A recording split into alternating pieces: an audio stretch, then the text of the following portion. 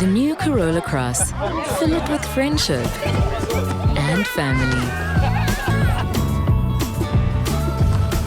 The new Corolla Cross. Filled with life. It is TV powered by World Sports Betting. It is times.co.za. Loftus Stadium, CAF Champions League, match day number 3 for Mamelodi Sundowns. Match day number 3, and you get for Al Hilal. Yadlala ke Sunday, umdlalo FC Lupopo. Yazi kabalo team mobusi. Yeah, when yazi kangcono Shane.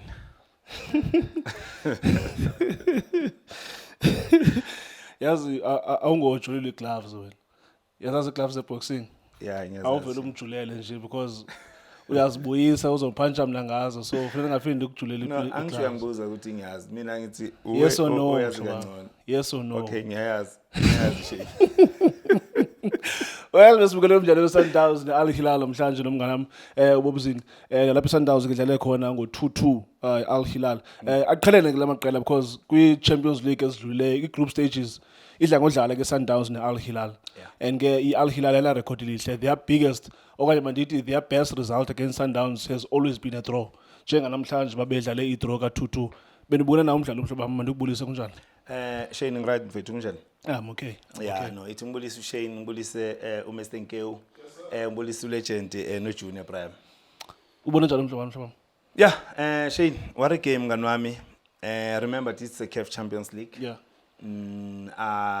Akusilula expect mhlawumbe igame ukuthi ngabalula. Yeah. It was a tough match for Mamelodi Sundowns. I think if ngalibeka kahle iqiniso, I'm going to give Al Hilal credit. Yeah. The way ba responding ngakhona, the way ba chamuke ngakhona kule game, very organized at the back uma ungabheka Shane. Lapha emuva they play with 5 players. Amajita we Al Hilal, 3 center back. Uma ungayibheka kunomdlalo odlala right back uSteven. Badlala ngomdlalo ofana noLuzolo, uNS Luzolo ku left. La ku central Shane bana 3 yama center back, which is ulo umdlali which is number 21. Uma ungambheka lo yamdlala ku center back bahlangene nabo Mohamed Ahmad. Balinde umdlalo ofana nomthiba ukuthi kule 3 abadlali abasebenzisa ama pocket abadlali beSundowns. I think by understand ukuthi Sundowns akusithi edlala ngama cross. I-team efuna ukubreaka la kulama pockets because uma ungabheka ama cross we-Sundowns you can play uSailor njengoba sibonile iSundowns imsebenzisa ngale final third uSailor akekho good ugood nge-cutback, so ngiyacabanga ukuthi iqembu leAl Hilal wena Shane baye basebenzisa lento ukuthi we know how to play CAF Champions League. So when you play CAF Champions League akumelanga Shane ulahle side, kumele ube organized, especially you play away. Ngiyacabanga ukuthi that's how you play CAF Champions League because you don't allow i-opponent ukuthi i-create ama-chances. Yes, simbonile uNuno a-create lawo ma-chances mhlawumbe shala lawo ma-defense splitting passes ukuthi bakwazi because these guys bahlezi lapha emuva but bahlezi nge-timing because uma baphusha abaluze i-ball position bana badlala aba-quick Shane up front. Uma ungabheka umdlali we-captain wabo which is number 8, I mean which is number 10. Ngiyacabanga ukuthi umdlalo omunye omuhle kakhulu ubheke lo mdlali ogcoke jersey number 7 ubheke nale out uTaha oShai Brace. Ngiyacabanga abadlali aba mobile aba quick ukuthi uma swing iball angisho kumele ube ne timing ukuthi okay sidlala i low block, sometimes sidlala i mid block, uma swing ball position yini into kumele siyenze ukuthi kumele sibe ne speed up front so that sikwazi ukuthi sibathole ba disorganize belicembu leMamelodi Sundowns. And uyibonile iSundowns the way ngakhona ukuthi beyiba disorganize ku center back Shane because imuva ngabadlali bama wing back the two ukhuliso nomdlalo ofana noSibiya always batholakala ehafini opponent because we are playing home. So bazama ukuthi ba add number up front la khona bayo force to Matthews ukuthi angene phakathi and akekho good uMatthews. Ngitshele na last week ngathi uMatthews angekho function kahle if afuna ukuthi ajoine nabadlali abafana nabo Nuno phakathi, you understand, bathatha umdlalo ofana no Sales uyabuya udlala as half 10 bonke badlala as half 10 uMatthews no Nuno. They allow ukhuliso no Sibiya ukuthi ba function but yes uSibiya can deliver lawo ma crosses if athola chance. Ngapha uyambheka umdlalo ofana nomthiba umakho abantu abawu 3 and let me tell you something ngomdlalo ofana nomthiba. It was difficult for yena because ufuna ukuzifaka kulabantu abawu 3. Mina ngicabanga ukuthi wayangaphumi njengoba besixoxa la noMr Nkewu athi uMr Nkewu wayangaphumi avela at one touch abuyele eboxini so that sometimes you confuse the opponent. The more ubuya Oh, deep la in the nine angamdlali closer to the box. close to the box. Asondele. Asondele, so Oh, that the three centre back angeke bame kuphela bathi ngoba uhambile. They will follow immediately bafollow kancane Yeah, bazovula opening space spaces, behind. La khona mhlawumbe naye angasithola aku position right. And enye into mina ngibone ayenza nje e1 ngibona ngathi sisebenzele ukuthi kulela ball uMatthews akora ngalo. Mbheke ukuthi ukuphi. Udonsela ama center back ukuthi anga split. Yeah. Then so that ku create le space la uNuno asebenzise khona what a pass chain ku Matthews, and first touch ka Matthews yamsebenzela kakhulu finishing yakhe uyibonile Usales, I mean yeah, I'm yeah, sorry yeah, Usales. So uyabona ukuthi the way aranele ngakhona lapha eboxini kumele uyenze ngama moment.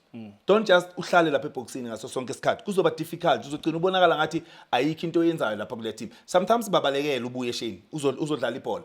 Angazi mhlawumbe instruction from coach ukuthi kumele ube siyamazi ukuthi it's a box striker umdlalo ofana noMthiba, but kumele uread igame yakho ukuthi okay ngisurround abantu about 3, so angeke ngikwazi ukudlala, angeke banginikeze lamabhola because I creativity angeke ibe khona ukuthi bazongicreate ithi ngibuye kancane njengoba ngitshela. So ibhola ngilibonile ngathi udlale kangcono Shane, yilo lelo lokuthi the 3 center back ngathi ukuthi poor defense kubo lamajita because abazanga ba concentrate kumthiba nangu Matthews uthathe run Usales, you understand. So same thing na kuma Mamelodi Sundowns uma ungabheka lebhola esiconsider ngalo goal number 2, you understand, but goal number 1 I want to give credit the way bangakhona, it was 6v3 Shane, besu 6 emove about 3 lamajita, but poor defense kuTebza no Santos awukwazi Shane ukudefenda udefendele epalini le opponent, defend epalini lakho, that guy bekumele abuyele back or athatha ibhola alimikisa in the middle, but bamcover ngapha kunelo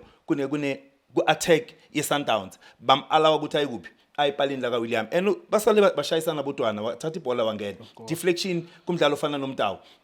Ngiyacabanga ukuthi imsebenzele lo mfana lo because always uma ungambheka ujersey number uTaha always next to the box and he understand ukuthi okay i defense Sundowns is slow ba quick Shane ba quick laba badlala uma ngabe ba win ball position base afine Mamelodi Sundowns. So ngiyacabanga ukuthi nayo leya it's a poor defense man kulicembu le Mamelodi Sundowns, but Shane overall Sundowns I think idlalile especially uma ungabheka after their team equalizer the character enabadlala bafana nabo Tebza to show Tebza ukorelela bhola 11 players behind the ball, so it was a set piece. So uyabona ukuthi sometimes kuyabonisa ukuthi kulama game afana nalawa umele sometimes you must show character njengabadlali bafana nabo Tebza. So good goal from Tebza. Ngiyacabanga ukuthi yila uTebza wena ngitshela from SuperSport Tebza can do izinto ezifana nalezi Shane. Yeah. That is why ngithi ku Sundowns umadlala as a 6 it's difficult ukuthi uTebza umthole kule position, play him as a 8, allow Tebza unfortunately mhlawumbe ngoba sinokuthi angeke adlala noObas, thola umuntu ozohlala la phambi kwale defense ukuthi mangabe uhamba ngalama wing back so that akhona ukudrag asibe na 3 rest defense, allow Tebza ukuthi adlale next to the box because uObra kekho uyu umdlali uTebza noObra engibaziyo ukuthi they can take ama shot on target Shane. Bomzi sasifuna isignal ku Just Masivale. Yeah. But before Sivale, your first game ku Champions League you played a 0-0 draw. Second game you played against Ilupopo, where you considered 1 goal. Yes. Namhlanje you considered 2, meaning that in 3 games you considered 3.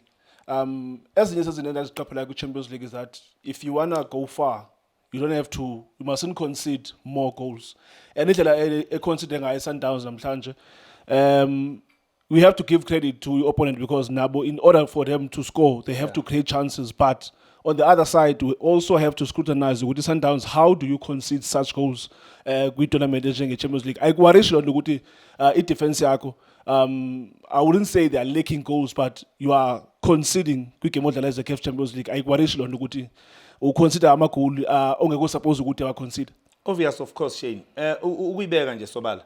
If you want to win ama game, unga concede Shane. I game siwina ngama defender. The most unga concede sine advantage of winning game. But if sizochubeka siconsider, we can score bazo equalize. Score ba equalize. So kusho kona ukuthi singa concede if sifuna win game. Ngiyacabanga ukuthi we have a lot of mistakes lapha emuva Shane. Uma ungabheka no William, ngiyacabanga ukuthi sometimes kumele alungise I positioning yakhe. Sometimes kumele enza ama save Shane. Not ukuthi onke amabhola makaya ku target kumele kube ma goal. We understand. Yeah. Goal number 2 uyibonile nayo. Yes. There Ihambe was a phansi but mistake, try to yeah. save it. That is why ngithi ezinye zezinto ngiyacabanga ukuthi I defense Sundowns ayihlangani Shane. the ways that ngakhona manje mawungabheka bes-attacka besimova ngama wing back.